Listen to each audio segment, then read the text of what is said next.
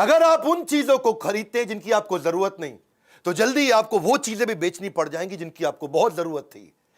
दूसरा, if you can not control emotions you can not control your money. तीसरा, if you don't find a way to make money while you sleep, then you will have to work until you die. अगर नींद में भी तू पैसा नहीं कमा पा रहा है सोते सोते, तो तुझे सारी जिंदगी काम करना पड़ेगा। नमस्कार, मैं Vivek Bindra, founder and CEO बड़ा बिजनेस.com। आज बात कर रहा हूं वॉरेन बफे की। गेम चेंजिंग वीडियो है। ऐसे मैंने पीछे बहुत पावरफुल वीडियोस दिए हैं अभी आपको। Steve Jobs, Marwari, DMart, Mary Kom, Gandhi, life in 2050, Singapore, McDonald's, Bengali community, success habits of billionaire, आगे भी दूंगा। कमेंट बॉक्स में आप बता रहे हैं ना, आपके सारे कमेंट्स को पढ़ रहा हूं। तेंदुलकर का जन्मदिन आने वाला है। अजीत डोवाल कैसे इतने बुद्धिमान, क्या क्या किया। पॉलिटिकल रिलेशन सोच रहा हूं मैं, इंडिया, चाइना, पाकिस्तान और यूएस से कैसे इतना राइज कर गया, इतना पैसा कमाया। टेक्सटाइल इंडस्ट्री, कोई और भी हो नीचे बताइएगा। पर आज बात करूंगा ऐसे आदमी का, दुनिया के 4 सबसे अमीर आदमियों में उसका नाम आया पिछले 20 साल तक। कभी रैंक 1, कभी रैंक 2, कभी रैंक 3, कभी रैंक 4। 2008 में दुनिया का सबसे अमीर आदमी था। आज भी तीसरे या चौथे रैंक पे है, लेकिन पिछले 50 साल से उसी मकान में रह रहा है। लोग उससे मिलना चाहते हैं, मिलता नहीं किसी से। एक बार बोली लगाई गई, मैं मिलूंगा, वॉरेन बफे से लंच करना चाहते हैं। बोली लगाई तो उनके लंच के लिए 35 करोड़ रुपए उनको दिए गए कि मैं आपके साथ 1 घंटा लंच करना चाहता हूं। वॉरेन बफे ने 35 करोड़ खुशी खुशी लिए, ले आ भैया 35 करोड़, और दान में दे दिए। उन्होंने सोचा कि ये बड़ा अच्छा तरीका है, मेरे साथ लंच करने आ रहा है, 35 करोड़ मैं दान दे दूंगा। Living legend of investing, financial adviser है भैया। किनके? दुनिया के बड़े बड़े प्रेसिडेंट्स और दुनिया के बड़े बड़े बिजनेस टाइकून्स के financial adviser. His words are not words, they are world to the world.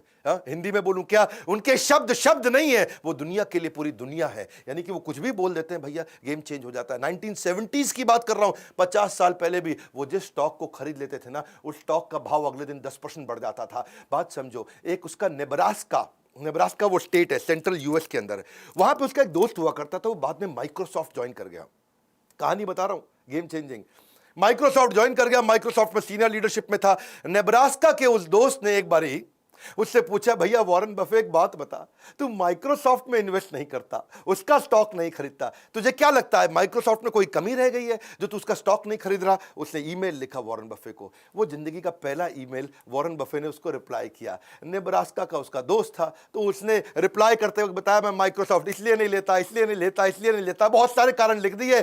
और साथ में उसने उसको नेब्रास्का की फुटबॉल टीम जो बड़ी बेकार थी उसके साथ भी कंपेयर कर दिया।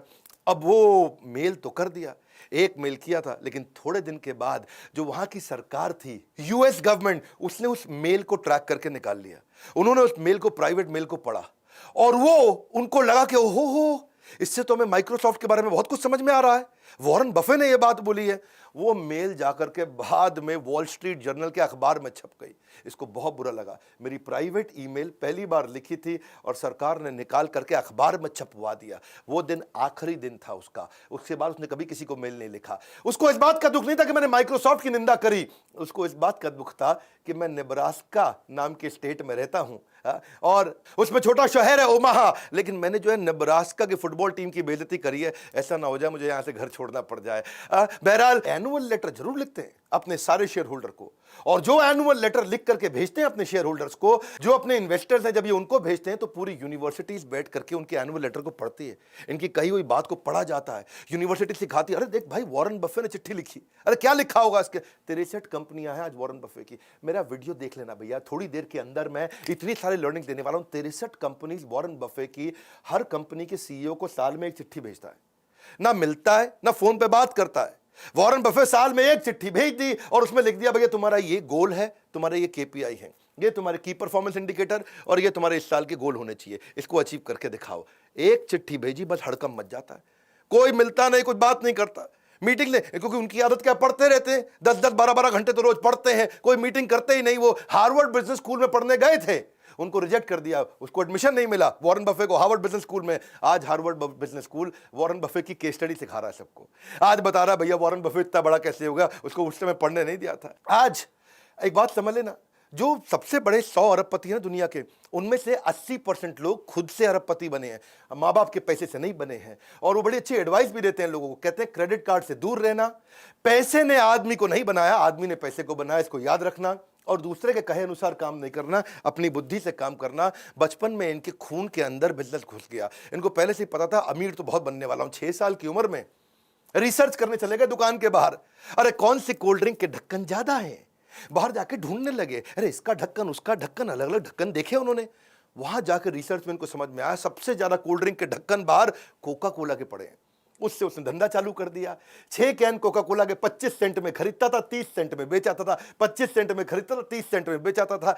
हर रोज 5 सेंट बचाया। 6 साल की उम्र में जब बच्चे कंचे खेल रहे हैं, ये धन से धंधा करना शुरू कर दिया। और वो जो कोका कोला पे रिसर्च किया, वहां से इसको रिसर्च की आदत पड़ी। 11 साल की उम्र में इसने पहली बार एक स्टॉक मार्केट, शेयर मार्केट में इन्वेस्टमेंट किया। इसके पिता ने इसको गाइड किया था। वहां पे सिटीज सर्विस नाम का एक स्टॉक था, जिसको उसने 38 रुपए के भाव में, $38 के भाव में खरीद लिया। अब वो हुआ क्या, वो नीचे गिर गया। नीचे गिरा, इसको बचे टेंशन हो गई, अरे नीचे गिर गया, नीचे गिर गया। बैठा रहा टाइट, वेट किया। जैसे ही वो $28 से वापस $40 हुआ, इसने तुरंत जाके बेच दिया। लेकिन थोड़े दिन के बाद वो $200 का हो गया शेयर। इसको लगा यार मैं तो $2 कमाए थे, ये तो $200 का हो गया, बहुत कमा सकता था। बड़ा परेशान हुआ उस समय। लेकिन उसको सीखने को मिला कि भैया ऐसा है, मेरी बात समझो कि जिस चीज़ को टाइम लगता है, अगर कंपनी अच्छी है, उसको ग्रो करने में टाइम लगता है तो लगेगा। मैंने जल्दी कर दी। हाँ, ऐसा नहीं है कि एक औरत और एक पुरुष जब ये दोनों मिलते हैं तो 9 महीने में बच्चा पैदा करते हैं, तो 9 पुरुष लगा दो तो 1 महीने में बच्चा पैदा तो हो नहीं जाएगा। या 9 महिलाओं को जोड़ लो इकट्ठे तो भी 1 महीने में बच्चा पैदा नहीं होगा, 9 महीने लगता है। तो मैंने वेट नहीं किया, इसीलिए मैं हारा। ये एक्सपीरियंस उसको लॉन्ग टर्म वैल्यू इन्वेस्टिंग के बारे में समझ में आया। बाकी सारे बच्चे बेसबॉल खेल रहे थे और ये बाइंग स्टॉक्स खेल रहे थे। 16 साल की उम्र में $53,000 कमा चुके थे। कभी कलेक्टर स्टैंप बेचते थे, कभी गाड़ी साफ करते थे, कभी पुरानी गोल्फ की बॉल लेके उसको रिफर्बिश करते थे, कभी जाकर के वॉशिंगटन पोस्ट जो उनका सबसे फेमस अखबार था वहां का उसको बेचते थे। $175 कमाया करते थे रेगुलरली। अपने उस समय के टीचर से ज्यादा कमाते थे। 17 साल की उम्र में पिता ने वॉटन भेज दिया, जा भैया वॉटन में पढ़ के, सबसे बढ़िया बिजनेस कॉलेज। वॉटन गए, थोड़े दिन एडमिशन लिया, पढ़ना शुरू किए। टीचर वहां पढ़ा रहे, छोड़ के आ गए। माँ बाप को बोले अरे इस टीचर से ज्यादा तो मैं जानता हूं, पढ़ने में बहुत तेज थे ना ये। जो टीचर सिखाता था उसे 4 कदम आगे रहते थे, जितना टीचर कमाता था उससे ज्यादा पहले ही कमा लेते थे। 17 साल की उम्र में इसने क्या किया, एक दिन बाल कटाने गया नाई की दुकान पे। भैया बोला बढ़िया बढ़िया बाल काट दो, लेकिन नाई बोला यार मैं वेट कर भैया, अभी 3 आदमी बैठे हैं। इसको समझ में आया लोगों को वेट करना पड़ता है। इसने का नया बिजनेस आइडिया, 17 साल की उम्र में एक पिन बॉल गेम का बढ़िया बिजनेस आइडिया कर दिया इन्होंने। पिनबॉल गेम कैसा होता है, ये समझो जैसे इंडियन कंचे होते हैं ना, उसका पॉलिश्ड वर्जन। हाँ, वहां पे टेबल लगा दी, उसमें कंचा छेद में फेंकना रहता है, तो वो निकल पिनबॉल मशीन बोलते हैं उसको। इन्होंने $25 की मशीन ली, जाके नाई को समझाया कि मेरी बात समझ भाई, तेरा इसके अंदर कोई रिस्क नहीं है, नो रिस्क प्रेपोजिशन। पैसा मेरा है, लगेगा, लोग आएंगे खेलेंगे और उनको मजा आएगा, तेरे पास ज्यादा लोग आएंगे, वेट करते वक्त वो खेलते रहेंगे। अच्छा, लोगों को अच्छा लगने लगा। हाँ, उसमें क्या सिस्टम था कि भाई 5 सेंट डालो और 20 बॉल मिलेंगी, आराम से खेलते रहो। नाई भी फ्री हो गया, बोला नहीं नहीं अभी तो किसी और के बाल काट ले, अभी तो मेरे कंचे चल रहे हैं भैया। वॉरेन बफे ने कहा कि नाई तेरे को पैसे नहीं लगाने। उससे क्या हुआ, जितने लोग थे उसी के यहाँ करके बाल कटाने आते थे। भैया इसी के बाल कटा लो, है क्योंकि यहाँ तो गेम खेलने को मिल जाएगा, वेटिंग नहीं करना पड़ता, बाकी जगह वेट करना पड़ता था। नाई को मजा आने लगा। धीरे धीरे इसने वॉशिंगटन डीसी में सारे के सारे सैलून के अंदर अपनी वो गेम इंस्टॉल करनी शुरू कर दी। $25 से बिजनेस चालू किया, रोज पैसा कमाया, रोज पैसा कमाया, और आने वाले समय में 1 साल के अंदर $1,000 में बिजनेस को बेच दिया। $25 से $1,000। उसके बाद इसको एक दादाजी की कहानी सुनाता हूं। इसके दादाजी ने भी इसको एक बार एक काम पे लगाया था कि आज अपने दोस्त को लेकर के सामान उठाने का, राशन की दुकान थी दादाजी की, इधर से उठा उधर रख, उधर से उठा इधर रख, तेरे को पैसे दे दूंगा। इसने कहा ठीक है दादाजी। हाँ, काम मिल गया। एक और काम में तेज था, बहुत मेहनत करके उठाया, हाथ सूज गए, थक गए, हाथ जम गए, बुरा हाल हो गया। इतना उठाया, इतना रखा, दादा ने 90 सेंट दे दिए, आधे आधे बांट लो। बोला $1 नहीं मिला, 90 सेंट। बहुत गुस्सा आया। इसने सोचा यार दादा बहुत तेज निकला, सही खेल गया यार, है पहले कोई कॉन्ट्रैक्ट नहीं बनाया और बाद में 90 सेंट दे दिया, ये कोई पैसा होता है। उस दिन इसको समझ में आया कि मेरी बात सुनो भैया, हाँ पहले ही स्पेसिफिक्स और कॉन्ट्रैक्ट साइन करके ही धंधा करना है किसी के साथ। जब नौकरी भी मांगने जाओ ना, उस दिन जिस दिन नौकरी मिलती है ना, तब नेगोशिएट कर लेना इंटरव्यू में। उस समय जितनी तनख्वाह तय हो गई, उसके बाद कोई नहीं पूछेगा। 1 साल तक तनख्वाह नहीं बढ़ती भैया फिर। तो big bargaining leverage is greatest when you begin a job. उसके बाद कोई नहीं पूछता आपको। तो ये कहते हैं कि मैं अच्छा इन्वेस्टर इसलिए क्योंकि मैं अच्छा बिजनेसमैन हूं, और अच्छा बिजनेसमैन भी इसलिए क्योंकि मैं अच्छा इन्वेस्टर हूं। हाँ, रिस्क कहते हैं कि खत्म हो जाता है जब तुमको समझ में आ जाता है तुम कर क्या रहे हो। पहले समझ तो लो तुम कर क्या रहे हो। शेयर मार्केट में रिस्क तो उसको होता है जिसको पता ही नहीं वो पैसा कहां लगा रहा है। ये जीनियस नहीं है, केवल इतने जीनियस नहीं, जीनियस तो है ही, जनरस भी बहुत है। जनरस इतने हैं, कहते हैं कि भाई मेरी कमाई का 1% से ज्यादा मैं अपने ऊपर खर्च करूंगा, ऐसा कुछ होने नहीं वाला। नहीं, मैंने खाना वही $3 का ब्रेकफास्ट है जी, लेकिन वो 99% दूसरों को दे दिया, उनकी जिंदगी बदल जाएगी। ये अपनी जिंदगी में $3 से ऊपर का ब्रेकफास्ट नहीं किया इन्होंने, और अपनी सारी की सारी चैरिटी लोगों को कमिट कर दी। $37 बिलियन ऑलरेडी दे चुके हैं। कोविड की जो आज वैक्सीनेशन आई है उसमें वॉरेन बफेट का बहुत बड़ा कंट्रीब्यूशन, उन्होंने बहुत डोनेशन किया है। ये अपने बच्चों को पूरा पैसा देने में बिलीव नहीं करते। ये कहते हैं कि भाई बच्चों को इंडिपेंडेंट और कॉन्फिडेंट बनाओ, वो खुद ही कमा लेंगे। मैं अपने बच्चों को इतना तो देना चाहता हूं कि उनको लगे कि वो कुछ भी कर सकते हैं, लेकिन इतना नहीं देना चाहता कि उनको लगे कि अब कुछ करने की जरूरत ही नहीं है। इनको हाईएस्ट सिविलियन अवार्ड भी, जैसे अपने भारत रत्न रहता है, वहां प्रेसिडेंशियल मेडल ऑफ फ्रीडम होता है भारत रत्न की तरह यूएस के अंदर, वो उनको बराक ओबामा ने दिया था। बराक ओबामा क्या बोलते हैं, भैया आप मेरी इंस्पिरेशन हो, और न केवल आप सबसे अमीर हो बल्कि आप सबसे एडमायर्ड और रिस्पेक्टेड भी हो। ये थोड़े लॉयल भी रहते हैं। एक और क्वालिटी बताऊं उनके कपड़ों के मामले में, कपड़े वही पहनते हैं जो एक बार पहन लिए। वैसे चाइना गए थे एक दफा, ये चाइना में वहां एक होटल में रुके हुए, और वहां पे ना एक मैडम ली हुआ करती थी, लोकल दर्जी थी, एक मशीन के साथ में घर में बैठ करके, आसपास किसान की बेटी थी, तब पैसे वाली नहीं थी। तो वो उसने देख लिया वॉरेन बफे को उसी होटल में जाते हुए, और वॉरेन बफे उसके लिए इंस्पिरेशन थे। किसी तरह से होटल के रिसेप्शन से फोन करा के अपने 2 आदमियों से उसने अपॉइंटमेंट ले लिया। वो 2 आदमी घंटी बजा के रूम में घुसे, जाते ही उसका नाप लेने लगे। ला भैया शर्ट का नाप दिखाओ, कोट का नाप दिखाओ, गर्दन देखो, चेस्ट देखो, हैं जी, पेट देखो कितना है। जितनी देर में वॉरेन बफे को समझ में आता, वो कहते हैं सूट का कलर सेलेक्ट कर लो जी। सेलेक्ट कर लिया। उसने कहा पैसे बताओ, इतने में वो लड़के चले गए। अगले दिन सुबह क्या जबरदस्त स्मार्ट सूट, एकदम बढ़िया स्टिचिंग का, पहुंच गया वॉरेन बफे के पास, और उससे पैसा भी नहीं लिया, उसको गिफ्ट कर दिया, क्योंकि वो मैडम ली जो थी वो उसकी बड़ी फैन हुआ करती थी। तो इसने कहा कि भाई सूट बड़ा अच्छा है, ऐसा करो मेरे को 2 सूट और बना दो। मैडम ली ने 20 सूट उसको 3 दिन के बाद फिर से भेज दिए, और 20 के 20 सूट का 1 रुपया नहीं लिया। वॉरेन बफे बड़ा हैरान हो गया, बोला यार तुम पैसा नहीं ले रहे हो मुझसे। हाँ, लेकिन वॉरेन बफे ने उसको प्रमोट बहुत किया, इतना प्रमोट किया कि उनके दोस्त बिल गेट्स, उसके भी कपड़े आज मैडम ली बनाती हैं, और दुनिया भर के लोग कपड़े बनाती हैं। बर्कशायर हैथवे की जो एनुअल जनरल मीटिंग है वहाँ पे भी उनको इन्वाइट किया और बड़ा उनको धन्यवाद किया। और अब वो दिन है और आज का दिन है, वही 20 सूट है उनके पास। वो पिछले 20 साल से वही 20 सूट अलग अलग दिन बदल के पहनते हैं। ये ऐसे आदमी हैं, अपनी आदतों के साथ लॉयल है, एक जैसा ही ब्रेकफास्ट खाते हैं, वही गाड़ी चलाते हैं, 50 साल से उसी घर में रहते हैं, वही 20 सूट पहनते हैं। यहां तक कि फोन भी उनके पास सैमसंग का वही फ्लिप वाला पुराना है। एप्पल में इनके काफी शेयर हैं, ये एप्पल के 5%, 5.5% के मालिक हैं। तो टिम कुक एप्पल का सीईओ, वो कहता है भैया मैं आता हूं तुम्हारे पास, तुम यार कम से कम हमारी कंपनी के मालिक को, एप्पल का फोन यूज करो।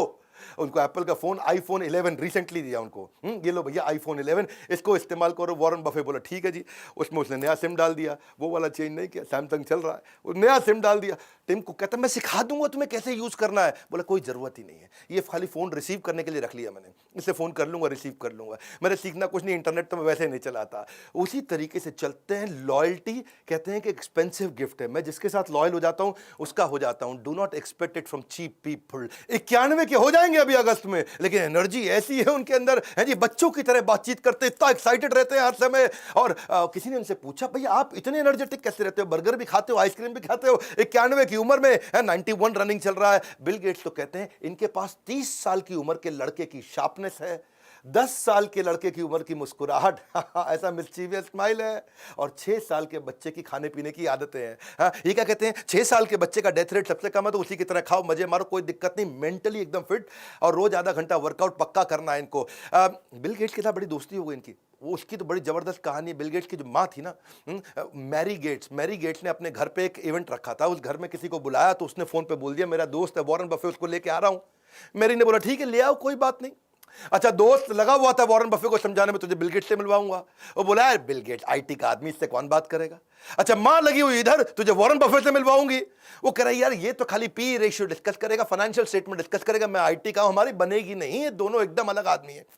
अच्छा, वो दोनों लगे हुए, नहीं मिलवाते हैं। हुआ ये कि जब ये मिले तो पहला ऐसा क्वेश्चन किया उनको वॉरेन बफे ने, बोला भाई बिल एक बात बता, तेरे को नई IT कंपनी बना के दूं अगर, और तेरी माइक्रोसॉफ्ट खत्म, तो नई कंपनी कैसे स्टार्ट करेगा। तुझे अगर मैं नई किसी देश में कंपनी बनाने को दूं तो तू कैसे बनाएगा, इस कंपनी के बारे में तेरा क्या विचार। वहां उन्होंने पूछा भाई तुम्हारी फेवरेट किताब, फेवरेट अखबार, फेवरेट ऑथर, फेवरेट आर्टिकल्स कौन से हैं। इतना मजा आया, आधे घंटे की मीटिंग थी, 10 घंटे चलती रही। एक दूसरे के साथ उन्होंने खूब बात करी, अलग अलग क्वेश्चंस किए, खूब डिस्कशंस हुए। उसके बाद तो फिर ये ताश के दोस्त भी हो गए, शॉपिंग के दोस्त भी हो गए, रेस्टोरेंट में खाना खाने के दोस्त भी हो गए। इनफैक्ट बिल गेट्स के मोबाइल में केवल 2 ही स्पीड डायल के नंबर, एक मेलिंडा गेट उसकी वाइफ का और एक वॉरेन बफे का। ऐसा एक दिन नहीं गया आज तक जब तक इन दोनों ने बात नहीं करी। ये भी बड़ा इंपॉर्टेंट है, किसके साथ उठते बैठते हो। ये कहते हैं कि वॉरेन बफे ने मुझको 2 चीजों में बड़ी हेल्प करी। पहली चीज क्या है कि लाइफ टाइम लर्निंग, और दूसरी है लाइफ टाइम लाफिंग। बोला इससे ज्यादा मैं दुनिया में कभी नहीं कर सकता था। कहते हैं कि pickup your associate whose behavior is better than you, and then that will give you a drift in your direction of life. Tell me who your heroes are. तेरा हीरो कौन है? दोस्त तुझसे भी पूछ रहा हूं, तेरा हीरो कौन है? And I'll tell you who you'll turn out to become. तू बनेगा किसके जैसा आज ही पता चल जाएगा। वॉरेन बफे के ना गुरु भी थे जिनसे ये बड़ा सीखा करते थे, बेंजामिन ग्राहम। बेंजामिन ग्राहम जो थे कोलंबिया के प्रोफेसर थे। ये इन्होंने वॉर्टन छोड़ के कोलंबिया ज्वाइन किया क्योंकि बेंजामिन ग्राहम की इन्वेस्टमेंट को लेकर बड़ी मास्टरी थी। बेंजामिन ग्राहम एक बड़े स्ट्रिक्ट टीचर भी हुआ करते थे जो इन्वेस्टमेंट के बारे में, शेयर मार्केट के बारे में सिखाते थे। और बफे केवल एकमात्र ऐसे स्टूडेंट थे जिसको A+ रेटिंग। बेंजामिन ग्राहम की सारी क्लास को बहुत ध्यान से अटेंड करते थे। ऐसे एकलव्य शिष्य दूर से सीखते थे। बाद में बेंजामिन ग्राहम के घर गए, उनको बोले मैं आपके लिए नौकरी करना चाहता हूं। तो बेंजामिन ग्राहम ने बोला नहीं नहीं, तुमको नहीं रखूंगा, तुम बहुत जीनियस हो, तुमको नहीं रख। मैं ऐसे लड़कों को रखता हूं, ज्यूइश लड़कों को रखता हूं जिनको कोई नौकरी नहीं देता, ताकि मेरे साथ टिक के काम कर सके। बोला मैं टिक के काम करूंगा, नहीं ना, बाहर बाहर, तेरे को नहीं रखूंगा। ठीक है फ्री में रख लो, फ्री में नौकरी करो ना, बोल दिया ना बाहर, तेरे को तो बिल्कुल नहीं रखूंगा। बेंजामिन ग्राहम इनके गुरु, उन्होंने इनको रखा नहीं। बड़ा परेशान हुए। वॉरेन बफे पीछे पड़े रहे। कुछ समय के बाद एक ऐसा समय आया कि बेंजामिन ग्राहम मान गए, बोले चल ठीक है आ जा। और ये वहां से फिर न्यूयॉर्क शिफ्ट हुए। वहां आए, न्यूयॉर्क में आकर के बेंजामिन ग्राहम के साथ में काम करने लगे। सारे स्टैंडर्ड एंड पुअर्स की रिपोर्ट पढ़ना, S&P की रिपोर्ट्स पढ़ना, इन्वेस्टमेंट अपॉर्चुनिटी ढूंढना, P&L को समझना, कैश फ्लो स्टेटमेंट्स को समझना। जब जिस समय यंग लड़के प्ले बॉय मैगजीन है जी, जहां पे आप देखते हैं कई देवियों के चित्र होते हैं अलग अलग प्रकार के, जिसमें वो कम कपड़े पहन के रखती है, उनके चित्र देखते थे। ये उस समय बैलेंस शीट देखा करते थे। ऐसे भयंकर फोकस्ड आदमी थे। बेंजामिन ग्राहम और वॉरेन बफे की जोड़ी ने कमाल कर दिया। वॉरेन बफे खूब सीख रहे थे, लेकिन फिर एक ऐसा समय आया कि वॉरेन बफे और बेंजामिन ग्राहम की थ्योरीज में फर्क आ गया। बड़ा फर्क था। बेंजामिन ग्राहम क्या कहते हैं कि भाई ये खाली बैलेंस शीट और इनकम स्टेटमेंट देखो, कंपनी का कैश फ्लो स्टेटमेंट देखो, बहुत है, इससे समझ में आ जाए कंपनी चल रही है कि नहीं चल रही, चलेगी कि नहीं चलेगी। ये बोले नहीं नहीं, वो क्वांटिटेटिव है, वो नंबर है, मेरे को मैन पावर भी देखनी है, मुझे लीडरशिप भी देखनी है। वॉरेन बफे मानते थे केवल हमारे को परफॉर्मिंग बिजनेस नहीं देखना है, हमें क्वालिटी बिजनेस देखना है जो आगे तक चलेगा। आज चल रहा है मतलब ये नहीं कि आगे चलेगा। बात समझना, शेयर मार्केट के पावरफुल प्रिंसिपल देने वाला भाई वॉरेन बफे का वीडियो है। मेरे वीडियो बाकियों की तरह तो होते नहीं, गेम चेंजिंग है, क्योंकि यहां बेंजामिन ग्राहम बोलते थे क्वांटिटेटिव मेथड और नंबर चेक कर लो, quantity number, quantitative method number, number समझ लो, समझ आ जाए कंपनी चलेगी। ये बोले ना ना ना, क्वांटिटेटिव के साथ क्वालिटेटिव अप्रोच। उनकी मैन पावर कैसी है, धंधा कैसा है, कंपटीशन कैसा है, लोकेशन कैसी है, कंपनी में जाओ, लीडरशिप से मिलके आओ, बिजनेस मॉडल देखो, इकोनॉमिक मोट देखो, कॉम्पिटिटिव एडवांटेज देखो। मोटा मोटा बफे कहते थे भाई कंपनी चलती कैसे है, अंदर घुसो, उसकी लीडरशिप देखो, ईमानदार है कि नहीं। ये कहते थे नहीं नहीं भैया खाली नंबर देखना है। यहां पे इनके झगड़े बढ़ने लगे। और बात वो सही है कि वॉरेन बफे आगे चल के बहुत सफल हुए। जब इनकी बनी नहीं अपने गुरु से तो छोड़ करके ओमाहा वापस आ गए। ओमाहा में आके इन्होंने मकान लिया, फिर वही आज 50 साल पुराना मकान, आज तक वहीं रहते हैं। और यही इन्वेस्टमेंट के इनके सीक्रेट है। सीखना चाहते हो अगला वीडियो में बताऊं, अभी बताऊं, अभी बता दूं तो इनके इन्वेस्टमेंट सीक्रेट पकड़ो फटाफट। इनकी वैल्यू इन्वेस्टिंग फिलॉसफीज क्या है। इनका कहना है कि फेयर कंपनी को बढ़िया सस्ते प्राइस पे लेने से अच्छा है कि किसी बढ़िया कंपनी को फेयर प्राइस पे लो। इनका मानना है भाई कंपनी में दम होना चाहिए ताकि उसके साथ चिपके रह सको, लंबा चलनी चाहिए कंपनी। तो उसकी रिसर्च करना सीख गए, उस पर इन्होंने काम किया। उसके फाइनेंशियल स्टेटमेंट तो पढ़ो, लेकिन उनकी कॉन्फ्रेंस कॉल्स को भी जाकर के सुनो, उनकी मैनेजमेंट को देखो, और फिर बाद में प्राइस आएगा। इनका कहना क्या है कि पहले ये देखो कि लॉन्ग टर्म इकोनॉमिक मोट है कि नहीं है, लॉन्ग टर्म इकोनॉमिक कैरेक्टरिस्टिक्स कैसी हैं इसकी। इकोनॉमिक मोट का मतलब जानते हो ना, एक वीडियो में बताया मैंने, क्विकली समझाता हूं। जैसे पुराने समय में राजा महाराजाओं के महल होते थे, उस महल के आसपास बड़ी खाई खोद देते थे ताकि कोई दूसरा आदमी आए और अटैक करने लगे तो खाई में गिर जाए। हाँ, ऐसे ही बड़ी बड़ी कंपनीज कुछ ना कुछ ऐसी चीज अपने पास एडवांटेज, कॉम्पिटिटिव एडवांटेज रखती हैं कि दूसरा कॉपी करने लगे तो खाई में गिर जाए, तो कोई दूसरी कंपनी मेरे को कॉपी ना कर पाए। तो ये कंपनी में ढूंढते थे कि ऐसी कोई चीज हो जो लंबे समय तक केवल इसके पास रहने वाली हो, तो उसमें इन्वेस्ट कर देंगे तो लंबे समय तक चलेंगे। तो ये, और बाद में जाके प्राइस देखते थे, कहते प्राइस पहले नहीं देखूंगा, पहले देखो कंपनी में दम है, फिर प्राइस कोशिश करेंगे कि सस्ते से सस्ता मिल जाए। कंपनी की परफॉर्मेंस को चेक करने के लिए उसका रिटर्न ऑन इक्विटी पिछले 5-10 साल का जाके देखेंगे, हिस्टोरिकल परफॉर्मेंस देखेंगे कि भाई कंसिस्टेंटली कॉम्पिटिटर के मुकाबले ये कैसा परफॉर्म कर रही है। बहुत ज्यादा महंगी कंपनी खरीदने में बिलीव नहीं करते रहे, लेकिन एक्सीलेंट कंपनी वो उनका पहला रूल था। कंपनी जो फंडामेंटली चीपर हो अपनी वर्थ से। और उसके बाद क्या है, ये कहते हैं कि भाई गैम्बलिंग तो हमें करनी नहीं है, क्योंकि गैम्बलिंग से लॉस होएगा ही होएगा। इन्फॉर्म्ड रहो अपने डिसीजन में, सीखो, अपना होमवर्क करके चलो। कंपनी पे कर्जा तो नहीं है कहीं, कर्जे को जरूर चेक करते हैं। हाँ, क्योंकि ये कहते हैं कि अगर कोई आदमी बुद्धिमान ना, स्मार्ट है, तो बिना कर्जा लिए भी बिजनेस कर जाएगा। ये प्रिंसिपल मैंने भी बड़ा बिजनेस में सीखा। आज तक हमने 1 रुपए का कर्जा नहीं लिया, और हमारी ऑर्गेनाइजेशन की वैल्यूएशन और रेवेन्यूज कंटिन्यूसली ग्रो किए, क्योंकि फंडामेंटल्स बहुत मजबूत रखे हमने बड़ा बिजनेस के अंदर। इसीलिए आज हमारे IBCs भी बहुत ग्रो कर रहे हैं, और यही मैं सारे अपने ट्रेनिंग प्रोग्राम्स में भी सिखाता हूं, हमारे एवरीथिंग अबाउट एंटरप्रेन्योरशिप। इसकी बात बाद में करेंगे। ये कंपनी के प्रॉफिट मार्जिन को देखते हैं। 2 बातें हैं, एक, अच्छा प्रॉफिट मार्जिन है, इसका मतलब कंपनी बढ़िया है। लेकिन दूसरा, अगर प्रॉफिट मार्जिन हर साल बढ़ रहा है, इसका मतलब कंपनी के ऑपरेशंस और खर्चों पे बड़ा कंट्रोल भी रखा हुआ है। ये कहते हैं कि लॉन्ग टर्म अपॉर्चुनिटी वाली ऐसी कंपनी ले लो जिसके साथ टिके रहो, 20% कम से कम ग्रोथ देनी चाहिए स्टेबल तरीके से। फाइनेंशियल स्टेटमेंट उसकी देखो, एनालाइज करो, उसके सारे के सारे करंट और पास्ट परफॉर्मेंस को पहले पूरा झांक लो। If you don't feel comfortable in making the rough estimate कि कितना कमा के देगी, तो उसको खरीदना भी मत। इनकी आदत भी ऐसी है कि डीप डाइव करेंगे उसकी वैल्यूएशन में। तभी तो रोज 10 से 12 घंटे पढ़ते हैं, 500-500 पेज रोज पढ़ते हैं। वॉरेन बफे तो मैंने सक्सेस हैबिट्स ऑफ बिलियनियर की वीडियो में बताया था, वॉरेन बफे से ज्यादा लर्निंग किसी ने नहीं किया। पूरी दुनिया इनको अपना गुरु मानती है इस मामले में कि ये सीख सीख के आगे बढ़े, क्योंकि और कोई तरीका नहीं था। ये कहते हैं कि अगर बिजनेस अच्छा रहेगा ना, तो स्टॉक अपने आप चलेगा, उसका प्राइस अपने आप बढ़ता चला जाएगा।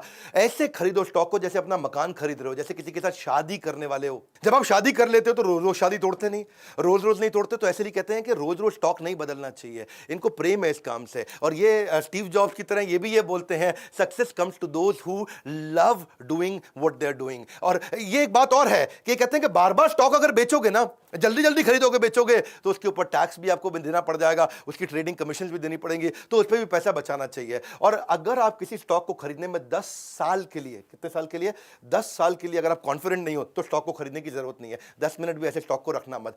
Calling someone who does this trading every day, जो रोज रोज करता हो और कहता हो कि हाँ जी मैं तो ट्रेडर हूं, बढ़िया इन्वेस्टर हूं, तो कहता है ये ऐसे ही है जैसे हर बार नई लड़की के साथ रात को सोएगा और अपने आप को कहता है कि मैं बड़ा रोमांटिक हूं। ये तो रोमांटिक नहीं है, तो सेक्स एडिक्ट है। हाँ, ऐसे ही जो रोज रोज शेयर मार्केट में खरीदता बेचता है, हाँ, वो क्या है, वो इन्वेस्टर नहीं है, वो एक नॉर्मल रूटीन ट्रेडर है। Never invest in a business that you can not understand. एक बार समझ लो बिजनेस को, इसके कई प्रिंसिपल्स हैं, वो आपको भी सीखने चाहिए। हाँ, तभी आप एक बढ़िया पावरफुल इन्वेस्टर बन सकते हो। ये सीखना जरूरी है। Investment in a number of mediocre business नहीं चाहिए है, क्योंकि वो फिर आपकी क्वालिटी इन्वेस्टमेंट्स की को डाइल्यूट कर देगा, क्योंकि पैसा तो आपके पास लिमिटेड है। ये कहते हैं मैं हजारों कंपनीज को पहले एनालाइज कर लेता हूं और उसके बाद फिर जाकर के बढ़िया से चूज करके इन्वेस्ट करता हूं। क्यों? इनका रूल क्या है? Rule number 1, never lose money, और rule number 2, never forget the rule number 1। ये बड़ी इंपॉर्टेंट चीजें हैं। हाँ, ये इनकी खास बात क्या है, आप समझ लीजिए कि 500 पेज पढ़ने का जो इनका सिस्टम है रोज का, द मोर यू लर्न